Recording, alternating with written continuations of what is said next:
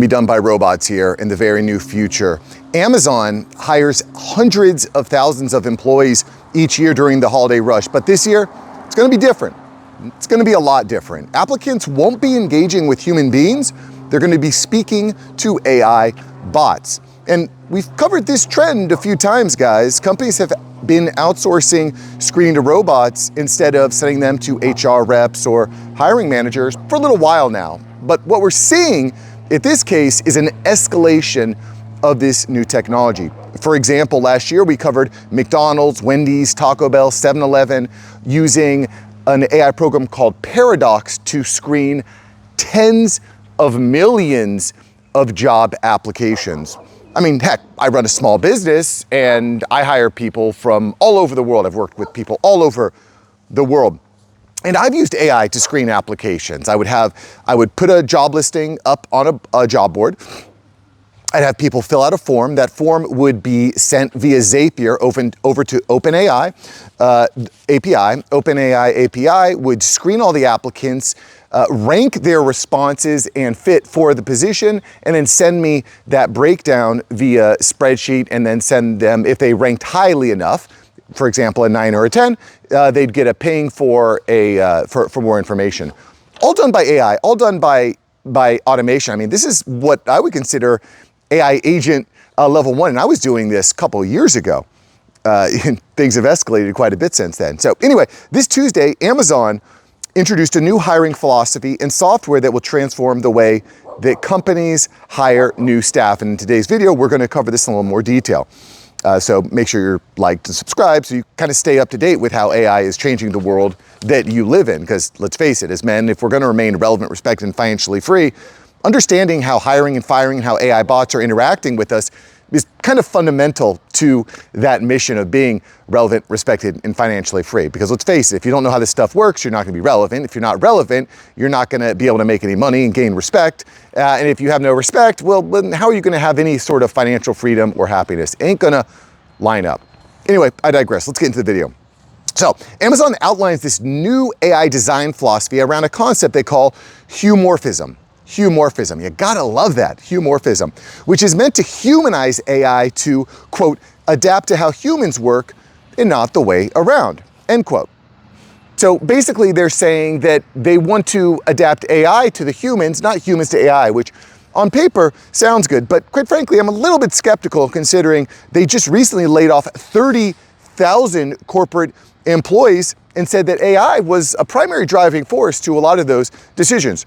But they're not alone. We've seen Oracle, Meta, they're all doing this. They're firing, freeing up capital and freeing up spots to let AI agents take over. And you know, it doesn't just stop there. They're putting their money where their mouth is. Amazon is investing insane amounts of money into AI. In February, Amazon said that it planned to invest $50 billion into OpenAI and into Microsoft. And that's on top, that's not even including data center construction, infrastructure, AWS cloud, etc. Anyways, I will get back to this in a little bit more detail in a moment, but I think what we kind of need to understand is that, and this is, I know a lot of you guys are terrified of AI, you don't like AI, and I agree with some of it to an extent, but it is a new reality. And there is this common, I'm going to call it a misconception, that AI is going to replace everything that we do, that there's just going to be no jobs, there's going to be no work, we're going to have no relevancy as humans in this new world, that AI agents are going to take over. And this I promise you, and this I agree with, AI agents are going to completely transform the way that we operate and interact with the world, 100%, no doubt. It's already happened. We're already living through it. The stuff that I'm building, the stuff that I see people building is unprecedented. You couldn't do this even 6 months ago, okay? But what's going to happen as more and more AI gets rolled out is there going to be more and more problems that need to be solved. And that's where we are going to fit in. We're going to solve those problems. And guys, these are not small problems. You see companies like Amazon spending $50 billion on AI. There are going to be a lot of problems that come from that. And, you know, I hate to use the word trickle down, but it's going to trickle down, because what Amazon does, other companies are going to try to replicate and copy and say, oh, well, if Amazon's doing it, we're going to do it in our organization. And that's where we can step in and solve those problems. I hope that makes sense. And you can just kind of, and I talked about this in a video a little while ago too, you can just continuously niche down and niche down and niche down. So for example, and we're going to talk a little bit more about this, but if you try to replicate what Amazon's doing from an HR standpoint, you say, okay, well, we implement AI HR for small business. We implement AI HR for small business in the insurance field. We implement AI HR for insurance agents in this zip code. Like, you can keep niching down, niching down, niching down to find these opportunities. And the better you are at handling that blue ocean, the more opportunities will be. And again, this is going to proliferate across your mind. Your imagination is the only place where I think this can be throttled. Anyway, let's talk a little bit more about Amazon here, okay? Shall we? Cool. Smash the like if you like where I'm going with this. Amazon has launched their new mass hiring software. It's called Connect Talent.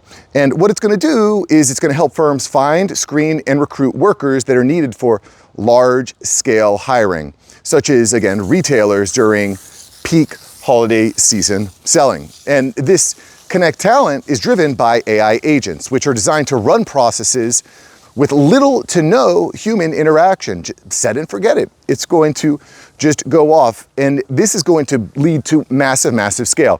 And as I just mentioned before, you know, this is going to lead to a lot of new problems. At least in my experience, when it comes to using AI and AI agents, it does require human touch. You cannot just set it and forget it. You have to verify. I don't want to use the word trust, but verify, because you just can't trust everything that you get from an AI bot. There's hallucinations, there's context switching, there's issues that come along. In fact, some cases, the sycophancy of AI will lead it to just agree with you, or even just straight up lie with you just to make you happy. We don't want that. We don't want people that just lie to us, say nice things to us if it doesn't help us to get better. At least I don't. In any event, there is this huge push toward AI agents, and in some cases I think AI agents are excellent, but we need to understand where are the places in this process that humans play a direct role. And again, all these AI agents are going to lead to a lot of problems, and that's where you can come in to solve those problems to stay relevant, respected, and financially free. Anyway, Connect Talent is going to conduct AI-led interviews 24/7, 365. They're going to screen these job applicants. They're going to prepare notes for second rounds and recruiters. And this is going to be a huge impact on a company that hired 250,000 people last holiday season. I will put attention. We're going to see these AI agents running all the time, everywhere. And again, this is not going to stop with Amazon. This is going to proliferate all over the place. Colleen Aubrey is the Amazon Web Services Senior Vice President of Applied AI Solutions.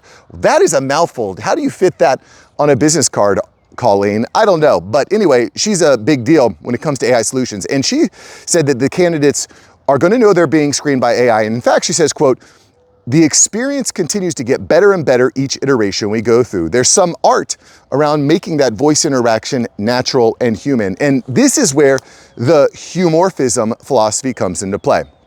Because as we've discussed before, subscribers would know that humans don't particularly like speaking to robots. We prefer to speak to a human, quote. And I think that younger generations are probably going to be different. I think the younger you are, the more accepting you're going to be to speaking to AI agents. I suspect we'll see how that plays out. But in any event, humans, generally speaking, don't like speaking to robots. And that's where this humorphism comes into play. There is a North Star right now for tech to creating AI that is nearly indistinguishable from humans. You're seeing it rolled out all over the place. You've probably rolled up to your local McDonald's, and when you go to order, you're not actually speaking to a human, you're speaking to a robot. I mean, and this technology has gotten so good, in some cases, the the AI bot that you're speaking to via voice will make mistakes on purpose. It'll pause, it'll simulate breathing. They're doing everything they can to bring in this humorphism. And it's pretty spectacular. I would almost guarantee you there's times that you have been speaking to an AI bot via voice and not even known it. Almost guaranteed that has happened. In fact, and I've told this story a little bit before, a friend of mine is a regional manager for a very large chain, or regional director for a very large chain of auto mechanic shops. And they use an AI voice answering system for after hours calls. And he shared some recordings with me. He said that people don't know they're speaking to AI robots, which is maybe something that you might want to change. You know, I've spoken to AI robots, for example, calling the car dealership and it says, you know, I'm an AI assistant. I think that's probably a better approach to it. We'll see how that plays out for this company. In any event, he said, the people it sounds so real, they don't even necessarily know that they're speaking to a robot. And the proof is in the pudding. Let's look at the quantitative results here. He said that this AI bot is responsible for booking 15 to 20% of all in-office or in the shop appointments, which is pretty insane to me. 15 to 20%.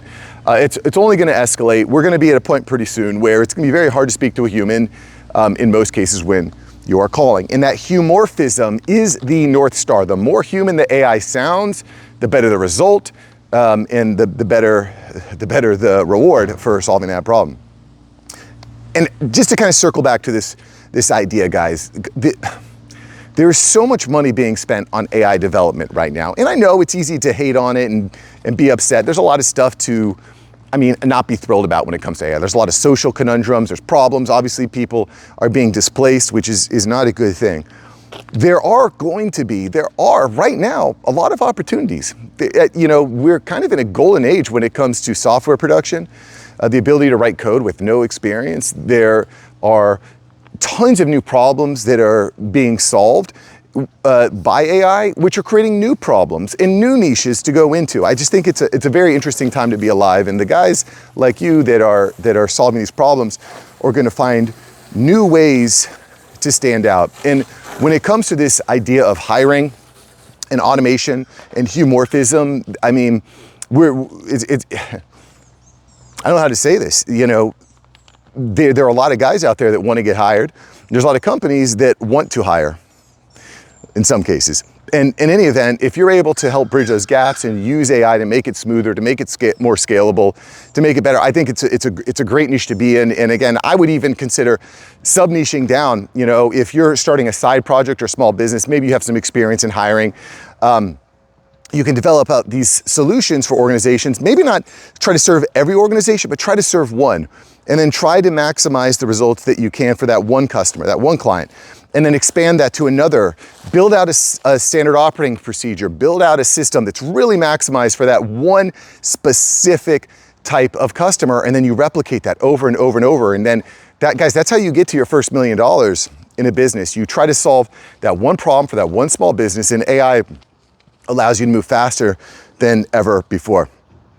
I hope you guys liked the video today, guys. What do you think about AI taking over the hiring, the firing? I don't like AI for firing, but AI for hiring, I think I'm on board with it. I think it helps scale. I've used it before. I think it's good. You know, I don't know that we're going to get to a point where AI is doing all the hiring, but there's a lot of kind of menial stuff that happens from reviewing the applications, and you know, AI is here already. And I know a lot of you guys don't like it when you're on the other side of it, but the reality is it's kind of where we're at. I don't know how you can actually fight against that. AI hiring systems are here, and Amazon is going to lean in hard. Other companies are going to lean in hard. There is too much money. It is officially too big to fail. And that, my friends, is where the problems come in, and you can solve them and get your slice of the pie. Or even make a bigger pie, a greater pie. I like that mentality better. You can write that down. All right, boys, I'll see you in the next video. Thanks for watching. Peace.